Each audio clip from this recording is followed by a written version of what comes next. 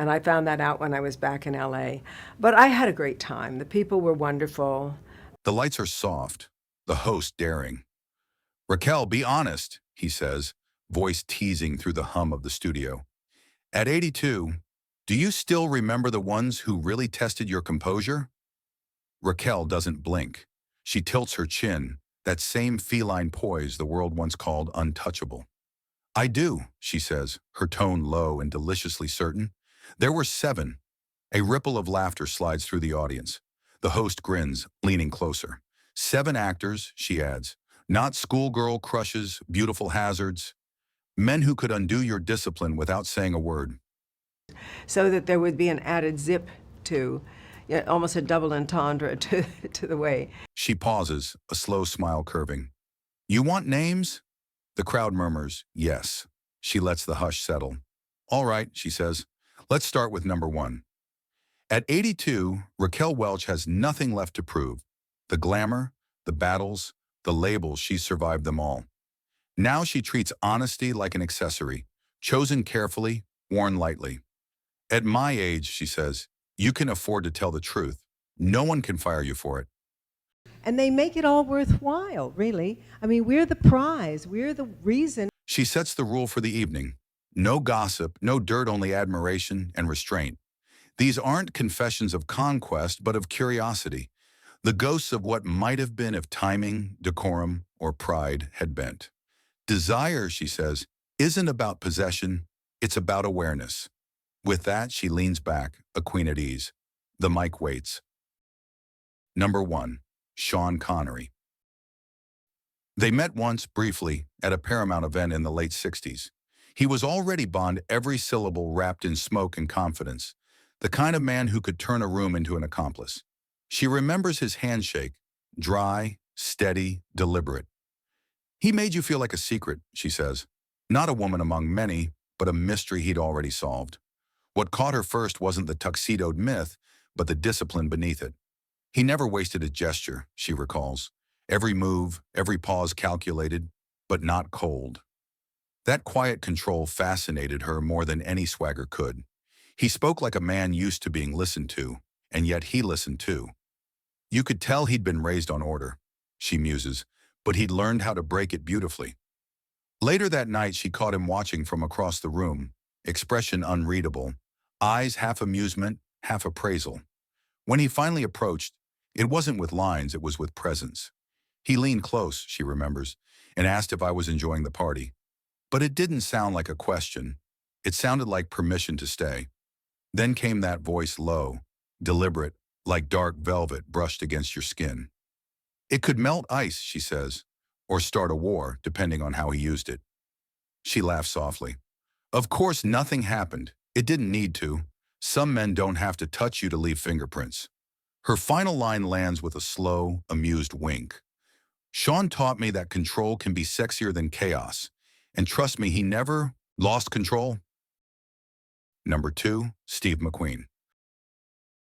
The first time I saw him on set, she says, he wasn't acting, he was being. It was the late 60s, Fox Studios, 2 different storms contained in one blistering afternoon. McQueen arrived on a motorcycle, the roar announcing him before the man appeared. He dismounted like the machine owed him gratitude, helmet off, eyes steady, the embodiment of deliberate defiance. Raquel was struck by how little he tried. He had this energy, she says, like something dangerous that had learned to smile. Even his silence carried velocity.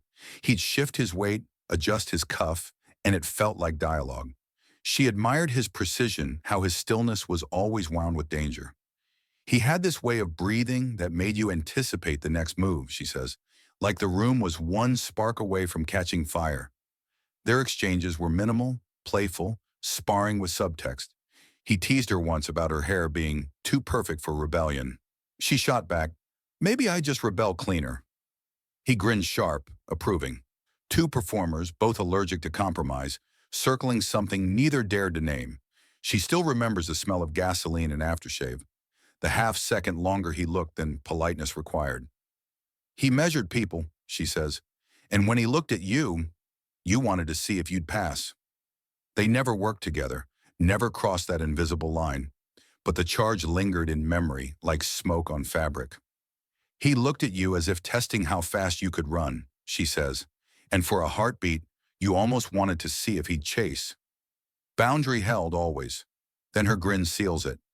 If danger had blue eyes and a driver's license, it was Steve, and the road was lucky to have him. Number 3, Paul Newman. Newman, she says, was the kind of man who made decency magnetic. They met at a charity gala in New York, both dressed in silver, the color of understatement. He wasn't loud or polished in the Hollywood sense.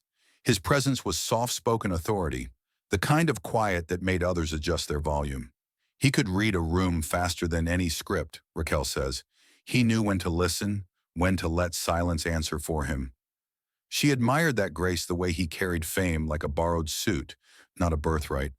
Every move looked effortless, like honesty itself had chosen him. When he spoke, she found herself watching his mouth instead of the words.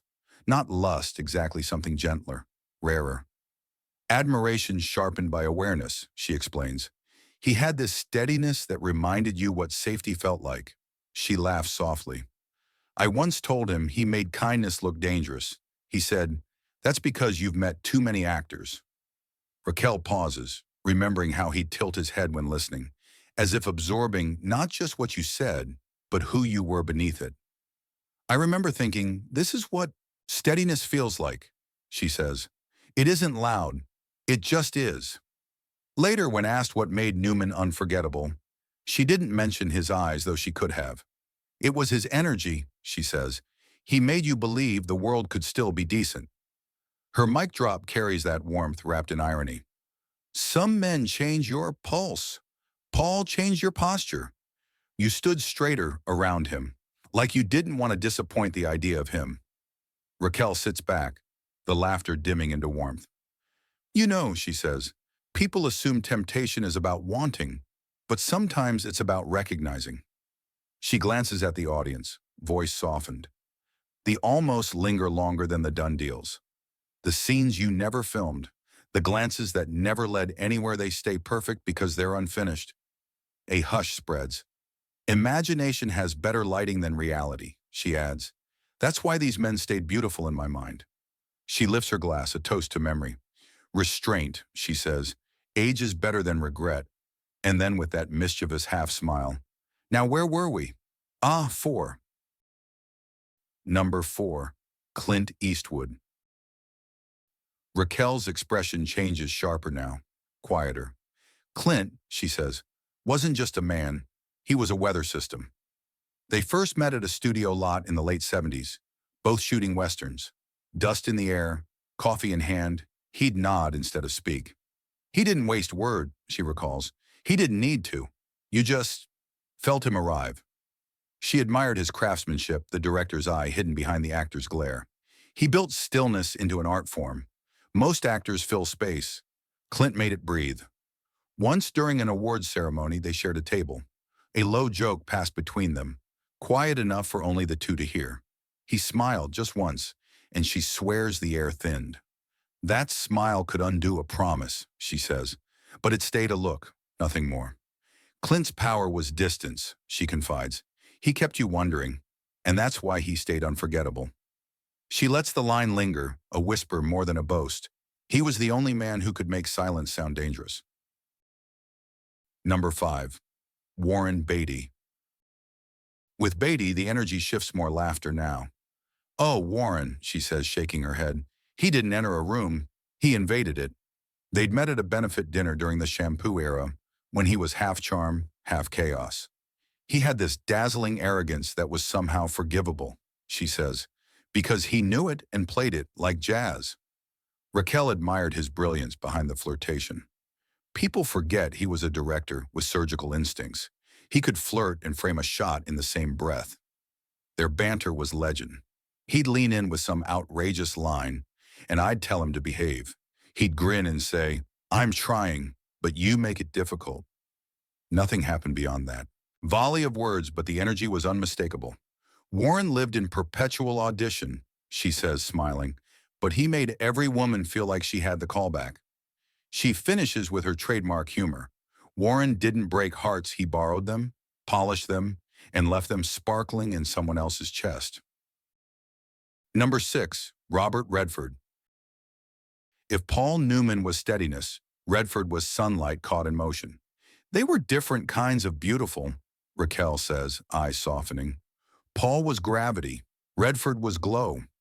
She met him briefly at a film gala in Cannes, and later again during a 3 days of the Condor press circuit. He was quieter than people expect, she says. That's what made him fascinating. His restraint wasn't shyness, it was precision. She admired his discipline. He treated fame like a tool, not a mirror. That takes control. When he spoke to her, it was always direct, with that sandy voice that seemed born under open skies. He had a way of making you feel like you were the only one in the frame, she recalls. It wasn't seduction, it was focus, and that's rare. Their exchanges stayed cordial, professional, but charged with quiet possibility. Redford was never a storm, she says. He was the calm before it, the part you secretly hope lasts. She smiles, eyes flickering with memory. He didn't have to chase women. The smart ones just walked his way. Number 7, Omar Sharif. Her voice turns lyrical. Omar, she says softly, wasn't of this world. He belonged to another century. They'd met once in Rome at a dinner after a fashion event. He spoke with that velvet-accented voice, every word polished by charm and intellect. He didn't flirt, she says. He conversed. You'd leave the table thinking you'd had an affair, but all you'd done was talk. She admired his elegance, the kind born of chess, travel, and too much knowing. He carried melancholy like a fragrance, she recalls. You couldn't forget it even if you wanted to. They danced once, briefly, to an old French tune. No cameras, no press, just two actors orbiting what might have been. He looked at me like he was memorizing a role he'd never play, she says. A pause. We never saw each other again, she adds. But some people live forever in the pause between songs. Her final line lands like a sigh wrapped in silk. Omar reminded me that fantasy isn't the opposite of reality, it's what keeps it bearable. The audience exhales, applause blending with laughter. Raquel lifts her glass again, amused by the hush she's created. You see, she says, I behaved. Mostly. First came into town to promote the film with all the sports writers. And they said, gee, you're a nice-sized lady and all that, but you're not. She looks directly into the lens, a spark still alive behind the poise. It's funny people think desire fades with age. It doesn't. It just gets better at choosing its company. A beat passes. The host asks if she regrets any of the near misses. She smiles slowly. Regret? She echoes. No, the fantasy was enough. The what if lasts longer than any affair could. The crowd laughs, touched and charmed.